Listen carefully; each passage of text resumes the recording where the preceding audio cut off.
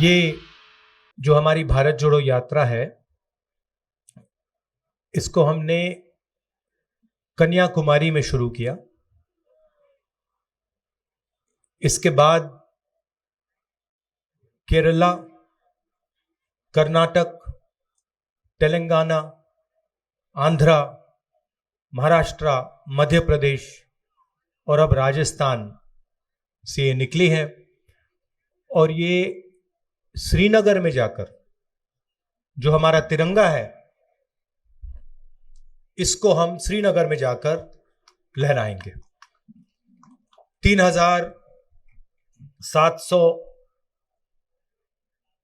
3,800 kilometre के बीच की दूरी है। शुरू किया था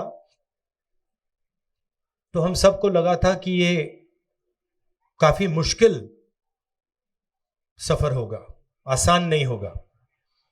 3,700 किलोमीटर चलना आसान नहीं होता है। पहले धूप थी, बारिश हुई, आंधी आई, अब थोड़ी ठंड हो रही है। मगर अजीब बात यह है कि यह सफर मुश्किल नहीं है, काफी आसान है। आप हमारे यात्रियों से पूछिए, जो भी इस यात्रा में चल रहा है, 25-26 किलोमीटर हम चलते हैं, 7-8 घंटे चलते हैं, मगर थकान किसी को नहीं होती। और शुरुआत से मैं सोच रहा हूं ये इसका कारण क्या है। आमतौर से 5-10 किलोमीटर चलते हैं, थकान हो जाती है, मगर इसमें हम 25-26 चल रहे हैं और थकान नहीं हो रही है। इसका कारण है कि आप लोगों ने, हिंदुस्तान की जनता ने इस यात्रा को अपना प्यार, अपना समर्थन और अपनी पूरी शक्ति दे दी है। और आपने हमारी मदद की है, हमारा काम आसान बनाया है। तो इसके लिए भी मैं आप सबको दिल से धन्यवाद करना चाहता हूं। यात्रा का लक्ष्य मैं आपको बताना चाहता हूं। हिंदुस्तान एक लोकतांत्रिक देश है। इसमें अलग अलग संस्थाएं लोकतंत्र की रक्षा करती हैं। इसमें हमारे विधानसभाएं हैं, लोकसभा, राज्यसभा, जुडिशरी, जैसे अभी गहलोत जी ने कहा, मीडिया जो चौथा स्तंभ माना जाता है। इन सब का काम लोकतंत्र की रक्षा करने का होता है।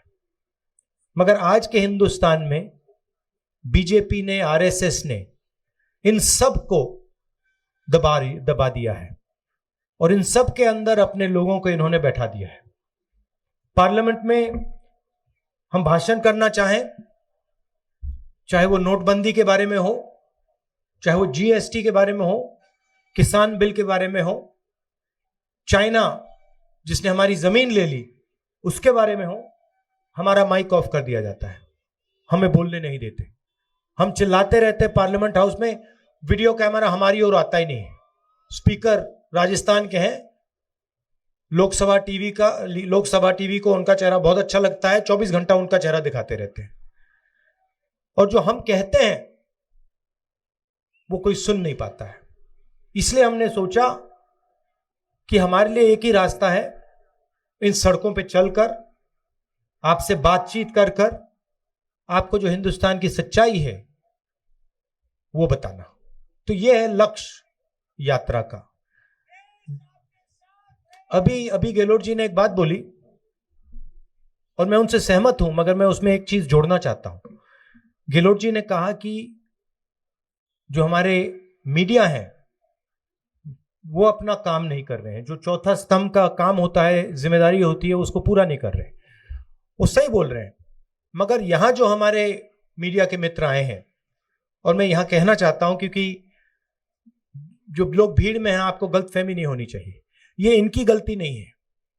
ये अपना काम करने की कोशिश करते हैं, ये रिपोर्टिंग करने की कोशिश करते हैं, मगर इनके जो मालिक हैं, इन्होंने इनके पीछे एक लगाम सी बांध रखी है, तो ये अपना काम पूरा नहीं कर सकते हैं। तो गलती इनकी नहीं है, जरूर ये थोड़ा और कर सकते हैं और करना चाहिए, मगर इनका कंट्रोलर, इनका रिमोट कंट्रोल, जैसे टीवी का रिमोट कंट्रोल होता है, वो इनके, देखिए मुस्कुरा रहे हैं, ये वो इनके हाथ में नहीं है, वो इनके जो मालिक हैं उनके हाथ में है। और सरकार में जो आपका दिल्ली में राज करते हैं उनके हाथ में है। तो ये मैं अशोक गहलोत जी की बात को थोड़ा बढ़ावा देना चाहता था। हिंदुस्तान के सामने 2-3 बड़े मुद्दे हैं। सबसे बड़ा मुद्दा बेरोजगारी का और महंगाई का। जो रोजगार देने का सिस्टम है, वो जो स्मॉल और मीडियम बिजनेस चलाते हैं, जो छोटे व्यापारी होते हैं, वो लोग देते हैं रोजगार। जो अरबपति होते हैं, 3-4 अरबपति हैं हिंदुस्तान में, वो रोजगार नहीं देते। और जब नरेंद्र मोदी जी ने नोटबंदी की और गलत जीएसटी लागू की, तो जो छोटे व्यापारी हैं, जो स्मॉल और मीडियम बिजनेस चलाते हैं, जो देश को रोजगार देते हैं, उनकी रीढ़ की हड्डी टूट गई। और सच्चाई आज यह है कि देश अगर चाहे भी अपने युवाओं को रोजगार नहीं दे सकता। तो सबसे बड़ा मुद्दा देश के सामने यह है। दूसरा मुद्दा महंगाई है। इंटरनेशनल मार्केट पे पेट्रोल और डीजल के दाम ऊपर जाएं या नीचे जाएं, हिंदुस्तान में पेट्रोल और डीजल के दाम ऊपर ही जाते हैं। चाहे कुछ भी हो जाए, इंटरनेशनल मार्केट में तेल के दाम गिर जाएं, मगर उसका फायदा हिंदुस्तान के गरीब लोगों को नहीं मिलता। फायदा 3-4 बड़े उद्योगपतियों को मिलता है। आपको याद होगा यूपीए के समय पेट्रोल के दाम 60 रुपए के थे। याद है आपको? याद है? ठीक है, 60 रुपए के थे। आज क्या है? आज 107 रुपए। तो आपको यह सवाल पूछना है कि ये जो पैसा है जो आपके जेब में से निकल रहा है, ये कहां जा रहा है? ये किसकी जेब में जा रहा है? ये देखिए भैया, देखिए, आपको ये सब व्यापारियों के जेब में नहीं जा रहा, क्योंकि जीएसटी नोटबंदी ने व्यापारियों के जेब में से पैसा निकाला। ये चुने हुए 2-3, 5 लगा लो, ये 4-5 उद्योगपति हैं हिंदुस्तान में। इनको सब एयरपोर्ट मिलते हैं, रेलवेज इनको मिलेगी, प्राइवेट ये बीएचईएल, एचएल, ये सब जो सरकारी कंपनियां हैं एक एक करके इनको मिलेंगी। इंफ्रास्ट्रक्चर का काम ये करते हैं, अनाज का स्टोरेज का काम ये करते हैं, बिजली का पावर जनरेशन का काम ये करते हैं। तो सारा का सारा फायदा इन्हीं 4-5 लोगों को जाता है। आजकल प्रधानमंत्री जी सेना की बात करते हैं। जो भी कॉन्ट्रैक्ट्स, हथियार के कॉन्ट्रैक्ट्स हैं, वो सारे के सारे इन्हीं 4-5 लोगों को जाते हैं। तो पूरा का पूरा फायदा 4-5 लोगों को हो रहा है। वो लाखों करोड़ रुपए कर्जा ले सकते हैं, उनका 1 सेकंड में कर्जा माफ हो जाता है। और अगर हमारा किसान 50,000 रुपए का कर्जा माफ करना चाहे, 1 लाख रुपए का कर्जा माफ करना चाहे, तो ये लोग उसका कर्जा नहीं माफ कर सकते। हमने आपसे वायदा किया था, आपको याद होगा, कि किसानों का कर्जा माफ होगा। याद है आपको? किया ना? तो जो हम कहते हैं हम करके दिखा देते हैं। हमने कहा था किसानों का कर्जा माफ होगा। 22 लाख किसानों का कर्जा माफ किया। आज हम चाय पी रहे थे सुबह, किसान के घर में हमने चाय पी।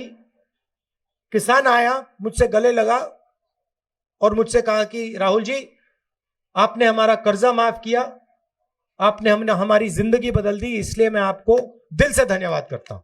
और ऐसे 22 लाख लोग हैं, 22 लाख लोग हैं। 8 लाख किसान हैं राजस्थान में, जिनको बिजली का बिल देना नहीं पड़ता, 1 रुपया नहीं देना पड़ता।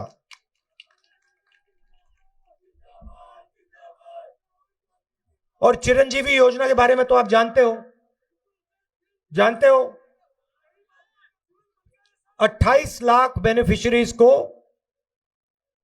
10 लाख रुपए का बीमा, कोई भी बिल्कुल फ्री, कोई भी ऑपरेशन करवाना हो, दिल का ऑपरेशन करवाना हो, कैंसर का इलाज करवाना हो, ट्रांसप्लांट करवाना हो, राजस्थान में आपको फ्री में करवाते हैं हम लोग।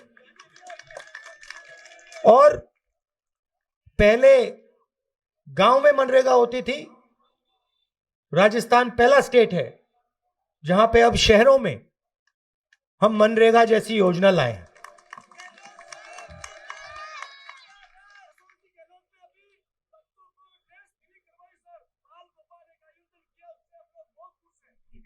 ठीक है, मगर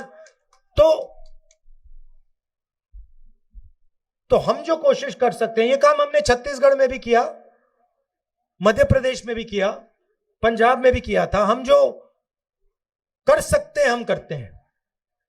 मगर दुख की बात है कि जो दिल्ली की सरकार है वो गरीबों पर, छोटे व्यापारियों पर, किसानों पर, मजदूरों पर 24 घंटा आक्रमण करती है। मैं आपको एक और उदाहरण देता हूं, आपके स्टेट का उदाहरण देता हूं। यहां पे आपका सिंचाई का प्रोजेक्ट था, 13 डिस्ट्रिक्ट्स में पानी देने का,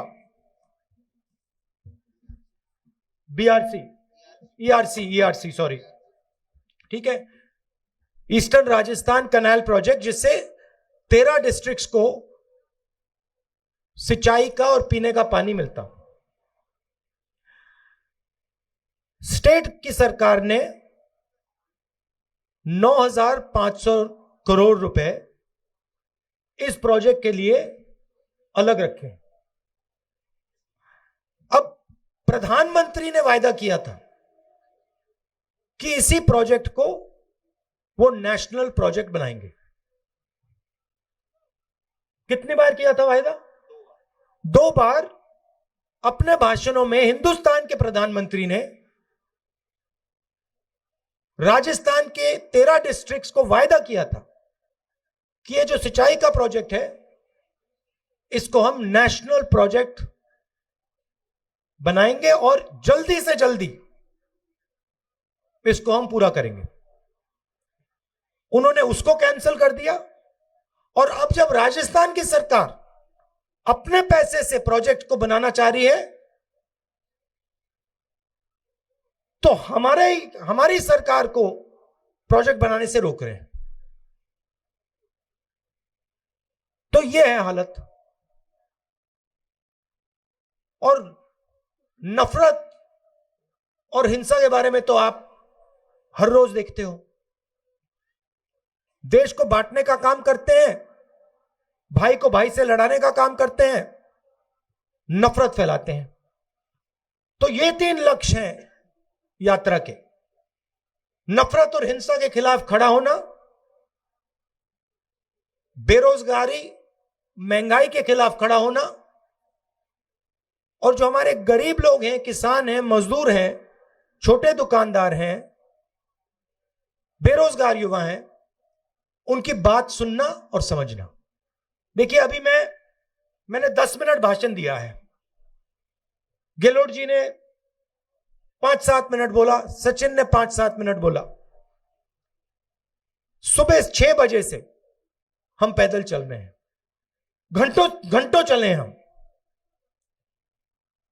हम बोलते नहीं हैं, हम आपकी बात सुनते हैं। हमारे पास जो भी आना चाहता है आ जाता है, चाहे वो किसान हो, युवा हो, माताएं बहनें, मनरेगा के मजदूर, छोटे दुकानदार, जो भी इन सड़कों पे हमसे बात करना चाहते हैं आ सकते हैं, आ जाते हैं। देखिए, ये लड़की हाथ उठा रही है, इससे जाके अभी हम बात करेंगे।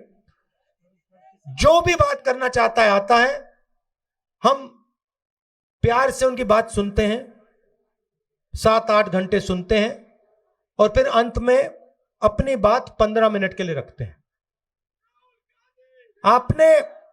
आपने इतना समर्थन दिया, इतना प्यार दिया,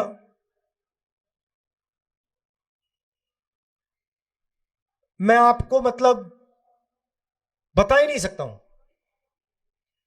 और सिर्फ राजस्थान में नहीं, हर स्टेट में मैं आपको बता नहीं सकता कितने लोगों ने हमारी मदद की, कितने लोगों ने पानी दिया, कितने लोगों ने चाय पिलाई, कितने लोगों ने, जो हमारे लोग गिरे, किसी को चोट लगी, कितने लोगों ने मदद की, पट्टी बांधी, अस्पताल तक ले गए। तो पूरे हिंदुस्तान ने इस यात्रा की मदद की है, प्यार दिया है। तो इसके लिए मैं आपको दिल से धन्यवाद करना चाहता हूं, और आपका एक बार फिर, रात के समय आप आए, एक बार फिर आपको इसके लिए भी धन्यवाद करना चाहता हूं। नमस्कार, जय हिंद।